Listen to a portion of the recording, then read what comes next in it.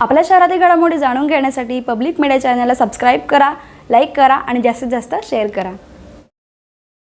अंबरनाथ तालुक्यातील ग्रामीण भागात पिण्याचं शुद्ध पाणी गावकऱ्यांना कधी मिळणार असा प्रश्न उपस्थित केला जातोय। कारण बोरिंगच्या हंडाभर पाण्यासाठी देखील महिला वर्गाला दिवसभर वणवण करावी लागते। अंबरनाथ तालुक्यातील चामटोली या ग्रुप ग्रामपंचायतीमधील चाफ्याची वाडी या गावात महिला वर्गाला बोरिंगच्या पाण्यासाठी रोज ही अशी पायपीट करावी लागते। बोरिंगच्या पाण्याची साठवण करण्यासाठी ग्रामपंचायतीने इथं टाकी बांधली, मात्र त्या टाकीला नळच नाहीत।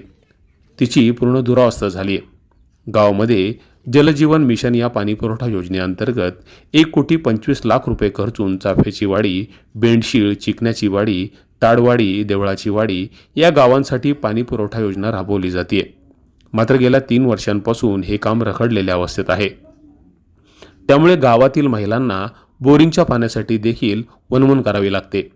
दुसरीकडे ठेकेदाराच्या हलगर्जीपणामुळे ही योजना गावात सुरू व्हायला उशीर झालाय असं ग्रामपंचायतीच्या सरपंचांचं म्हणणं आहे।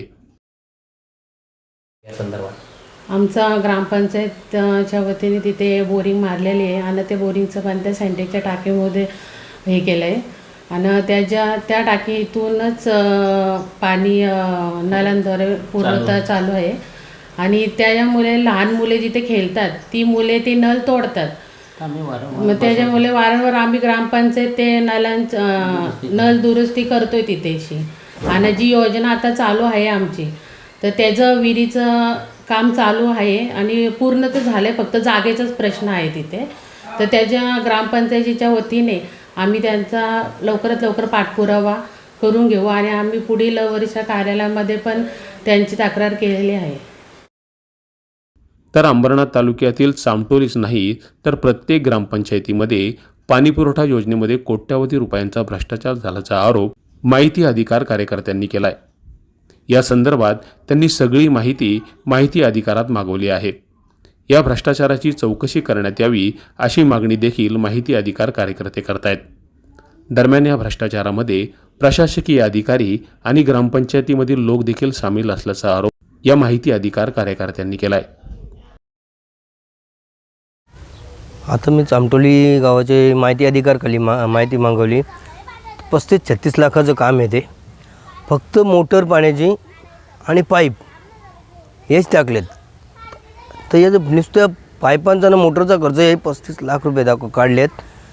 आणि नुसतं चामटोलीचंच नाही तर अंबरनाथ तालुक्यातल्या प्रत्येक गावामध्ये भ्रष्टाचार झालेला आहे। तेच कॉन्ट्रॅक्टर प्रत्येक गावामध्ये भ्रष्टाचार झालेला आहे। 1.5 वर्ष झाली, ऑगस्ट 2023 ही डेडलाईन होती का ह्या तारखेला पूर्ण अंबरनाथ तालुक्यात पाणीपुरवठा स्कीम पूर्ण हे करायची होती, पण कुठल्याही गावामध्ये पूर्ण स्कीम झालेली नाही। बिलं मात्र 90% 95% 80% बिलं काढून मोकळी झालेली, कामं अजून 50% पण कुठे झालेलं नाही।